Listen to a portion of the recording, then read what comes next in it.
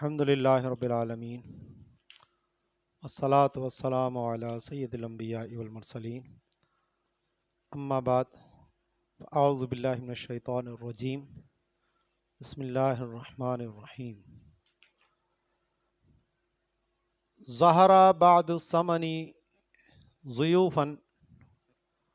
فردہ ینتقد فیہ فقط۔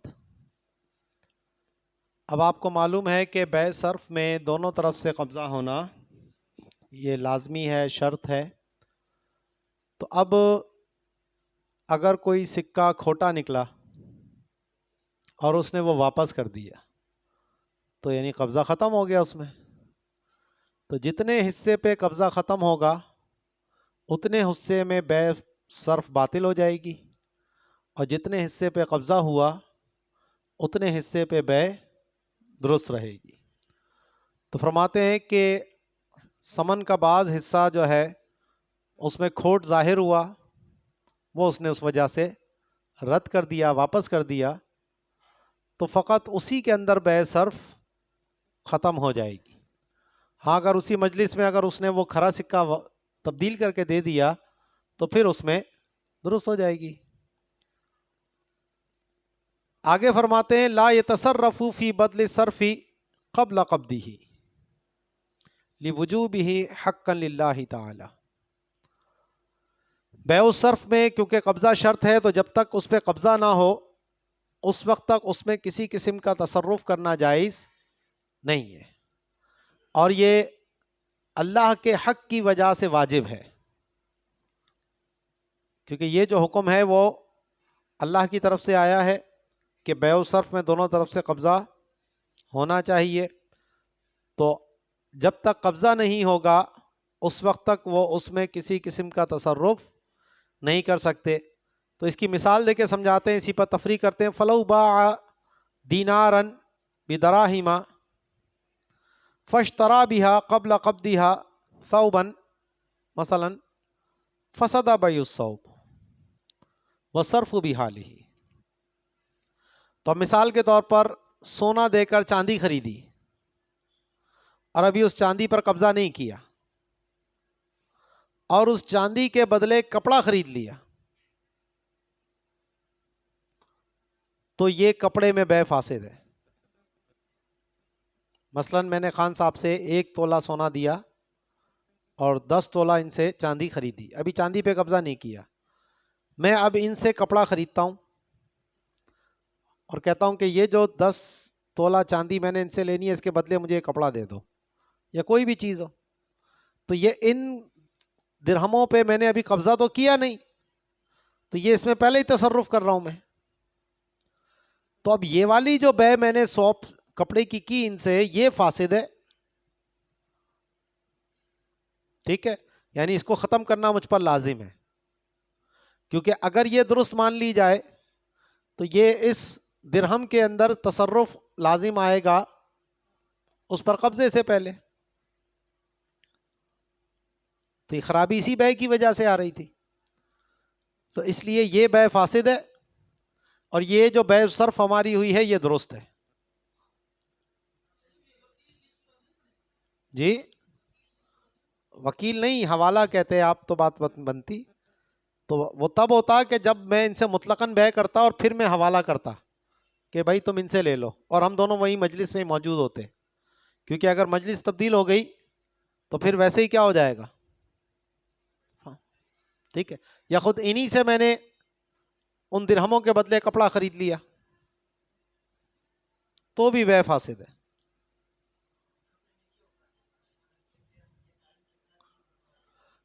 ہاں یہ امام ظفر کا قول لے کر آتا ہے تم۔ امام ظفر فرماتے ہیں کہ یہ کپڑے کی بیع درست ہونی چاہیے، وجہ اس کی یہ کہ یہ جو بیع ہوئی ہے اس میں تو ثمن متعین ہی نہیں ہے، تو یہ بیع الصرف والا ثمن یہاں پر متعین نہیں ہو رہا، اس کو مطلقاً کوئی سا بھی دے دو، وہی دینا کوئی ضروری نہیں ہے۔ اور صاحب فتح القدیر نے امام ظفر کے قول کو قوی قرار دیا، اس کا مطلب ہے خان صاحب پڑھ کے آیا ہے، ہاں اچھی بات ہے۔ ایسا سوال کرے تو مزہ بھی آئے نا پڑھانے میں بندے کو کہ ہاں یار کچھ پڑھ کے بندہ بیٹھا ہے، تو پھر اس کو بھی پتہ لگے ہاں استاد بھی پڑھ کے آیا ہے استاد بھی ایسے ہی آ کے نہیں بیٹھا ہوا.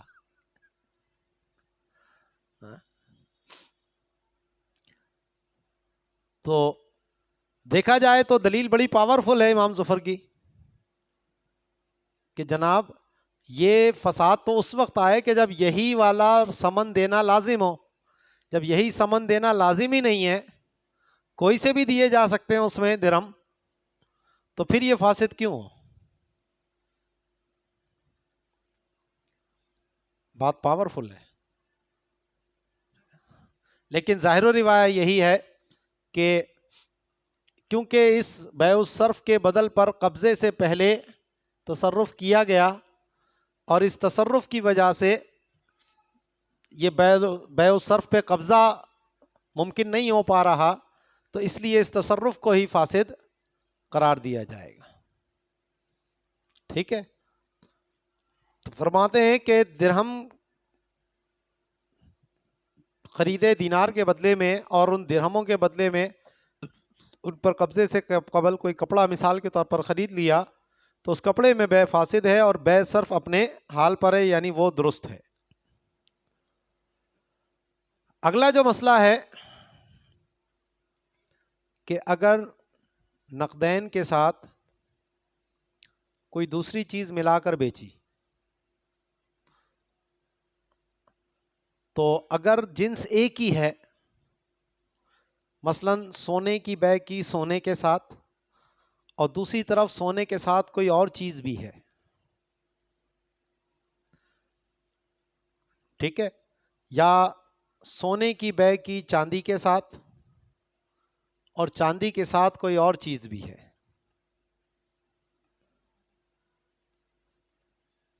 یعنی ایک طرف دو چیزیں ہیں، ایک طرف ایک چیز ہے. اب ہے بیع الصرف یعنی نقدین کی بیع ہے، تو یا تو باہم جنس ایک ہے، یعنی ادھر بھی سونا ادھر بھی سونا، یا ایک طرف سونا ایک طرف چاندی. تو ایسی صورت میں اگر جہاں دو طرف دو چیزیں ہیں اور یہاں ایک چیز ہے، تو اب یہ جو قبضہ اگر ہوتا ہے ان کا سونے کا سونے سے یا چاندی کا چاندی سے، تو یہ بیع الصرف کی جہاں شرائط پائی جائیں گی وہاں درست ہوگی، اور جہاں نہیں ہے تو وہاں درست نہیں ہوگی. اس کی مثال انہوں نے یہ دی کہ ایک لونڈیا ہے، اس کے گلے میں چاندی کا ہار ہے اور اس کی بیع چاندی کے ساتھ کی جا رہی ہے، تو اب جتنی مالیت کا چاندی کا ہار لونڈیا کے گلے میں ہے، اتنی ہی مالیت کی چاندی پر قبضہ ہونا یہ ضروری ہے، یعنی وزن کے اعتبار سے. یہاں اگر 10 تولے کا ہار تھا تو کم از کم 10 تولے چاندی پر قبضہ ہو جانا ضروری ہے، تاکہ یہ چاندی اس چاندی کے عوض میں آ جائے اور باقی جو چاندی ہوگی وہ لونڈیا کی قیمت ہو جائے گی. لونڈیا کی جگہ آپ گائے کھڑی کر دو، قیمتی چیز کی بات ہو رہی ہے. تو مثلا قربانی کی گائے خریدی، اس کے گلے میں چاندی کا ہار تھا، یا چلو نوٹوں کا ہار لگا دو، تو اتنے نوٹ ہوں جو اس نوٹ کے بدلے میں ہو، کم سے کم ادھار نہیں ہونا چاہیے. سمجھ آئی بات؟ تو وزن کا وزن سے اعتبار ہوگا، اور اگر لونڈیا کے گلے میں چاندی کا ہار ہے اور اس کی بیع سونے کے ساتھ ہو رہی ہے، تو پھر اب یہاں دیکھیں گے قیمت کے اعتبار سے کہ لونڈیا کی کتنی قیمت ہے اور اس ہار کی کتنی قیمت ہے. تو جتنے ہار کی قیمت ہے اتنے سونے کے اوپر قبضہ ہو جانا یہ ضروری ہے، تاکہ بیع الصرف ہو جائے. باقی جو ہے وہ لونڈیا کی قیمت ہے، لونڈیا ادھار بیچی جا سکتی ہے، لونڈیا میں بیع معجل ہو سکتی ہے، کوئی ٹینشن نہیں. لونڈیا پہ قبضہ آج ہو رہا ہے، اس کے پیسے بعد میں دیے جائیں گے. لیکن جب سونے کی سونے سے بیع ہو یا سونے کی چاندی کے ساتھ بیع ہو، یہاں پر ادھار نہیں ہو سکتا. تو اس لیے اتنی مقدار پر قبضہ ہونا ضروری ہے کہ جو اس کی اگر جنس ایک ہے تو وزن کے اعتبار سے برابری ہو، اور اگر جنس مختلف ہے تو قیمت کے اعتبار سے. ٹھیک ہے، تو دیکھو فرماتے ہیں باع امتن تعدل الف درہم مع طوق فدۃ فی عنقها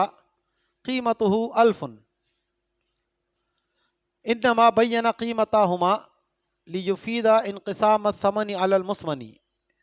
او انه غیر جنس الطوق والا فالعبرۃ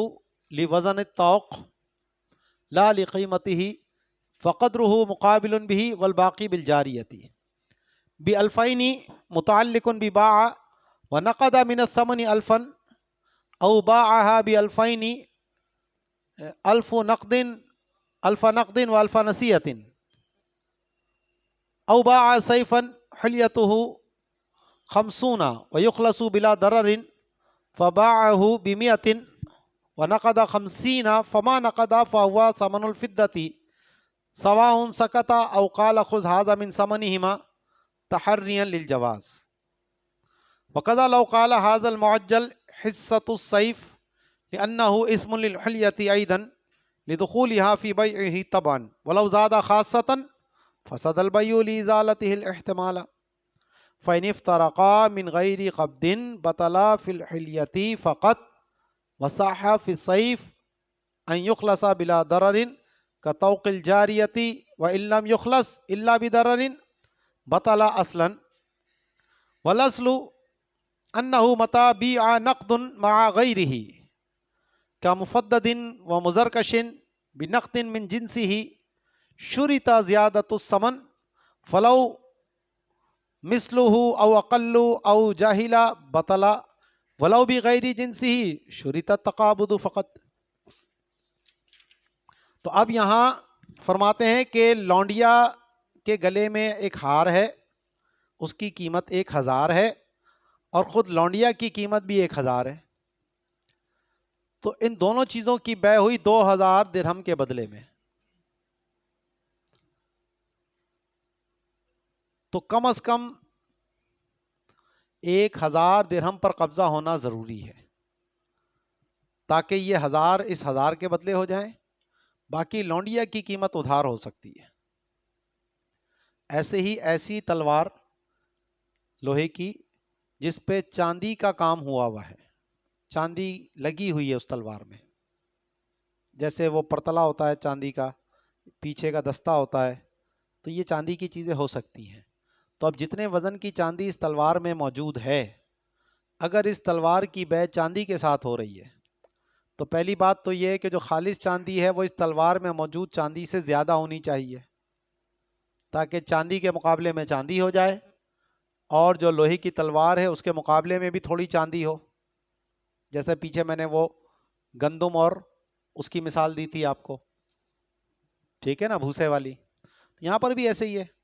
کہ یہاں دونوں طرف چاندی بھی ہے اور ایک طرف لوہا بھی ہے. تو اب اگر چاندی کے ساتھ برابر ہے اور باقی اضافی چاندی نہیں ہے تو پھر لوہے کی تلوار کس چیز کے عوض میں ہے؟ ربا ہوگا، ٹھیک ہے نا. تو ایک شرط تو یہ ہے کہ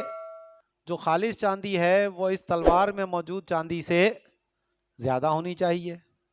اسی طرح جو لونڈیا کی بے اس چاندی کے ہار کے ساتھ ہو رہی ہے تو اس کی قیمت اس ہار کی مالیت سے یا اس کے وزن سے زیادہ ہونی چاہیے تاکہ جو اضافی رقم ہے وہ لونڈیا کے عوض ہو جائے گی، چاندی کے ساتھ برابری، جنس ایک ہے. ایسے ہی تلوار کے اندر جو چاندی ہے اس کی جب بے ہو رہی ہے چاندی کے ساتھ تو وہ وزن میں تلوار میں موجود چاندی سے زیادہ ہونی چاہیے تاکہ جو وزن کے حساب سے برابری ہے وہ برابری ہو جائے، باقی جو اضافی چاندی ہے وہ تلوار کے عوض ہو جائے گی. تو ایک شرط تو یہ ہے. دوسرا، قبضہ ہونا بھی ضروری ہے کیونکہ بے صرف بھی ہے اس کے اندر ضمن میں، تو بے صرف کی حد تک قبضہ ہونا یہ ضروری ہے. باقی جو بے صرف سے ہٹ کر چیز ہے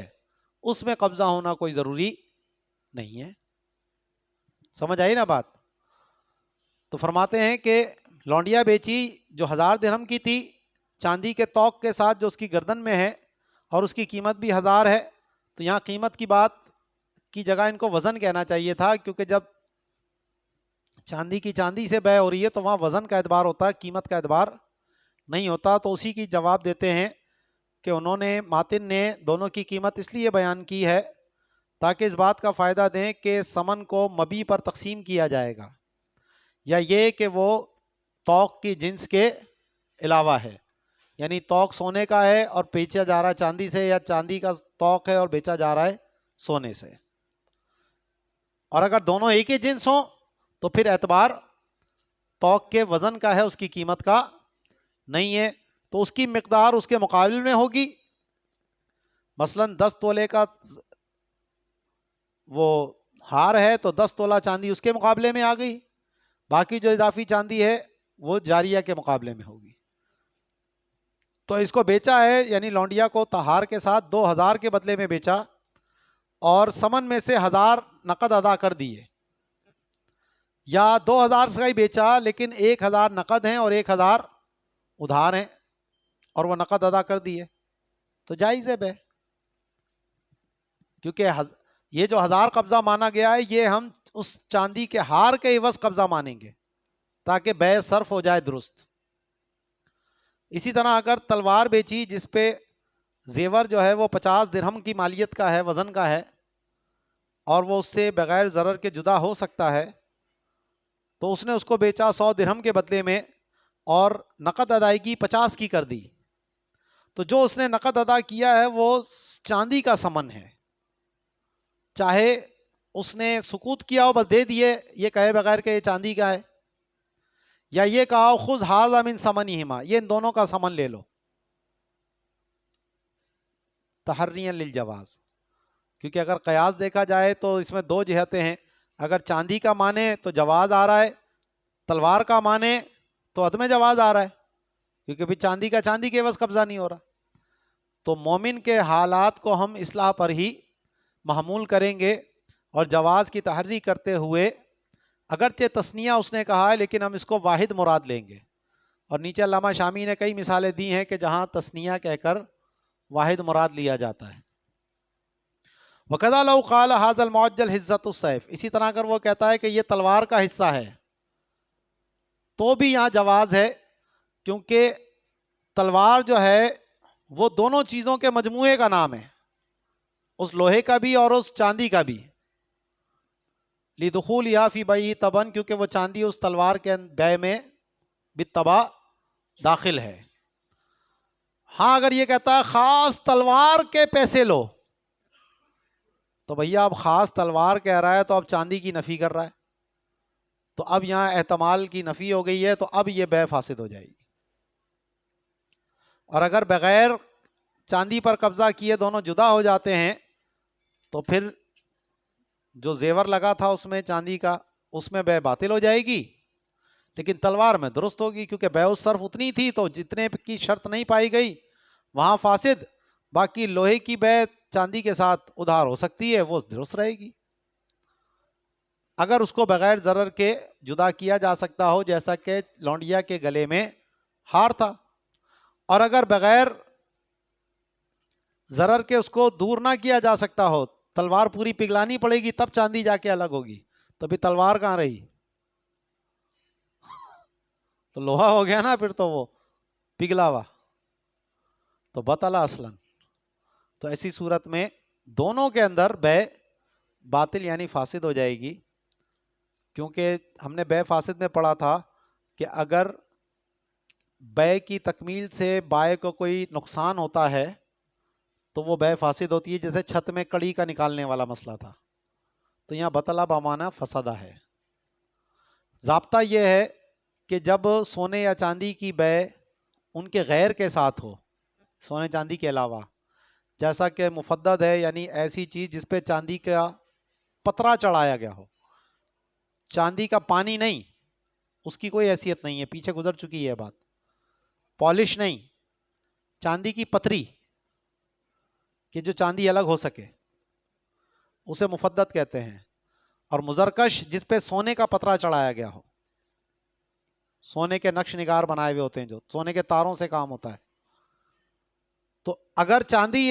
کے ساتھ مکس جو چیز ہے یا مزرکش جو سونے کا کام جس پر ہوا ہوا ہے، اس کی اگر بے ہوتی ہے سونے چاندی کے ساتھ اسی کی جنس سے، تو ثمن کا زیادہ ہونا شرط ہے، جیسا کہ وہاں لونڈیا کی اور چاندی کی تو قیمت زیادہ ہونی چاہیے. تو اگر وہ اسی کے مثل ہوا یا کم ہوا یا معلوم نہیں ہے تو تینوں صورتوں میں بے باطل یعنی فاسد ہے. اور اگر اسی کی جنس کے بغیر سے ہے تو پھر تفاضل تو جائز ہوتا ہے, صرف قبضہ کرنا یہ شرط ہوتا ہے. ٹھیک ہے جی, باقی انشاءاللہ اس کو کل دیکھتے ہیں.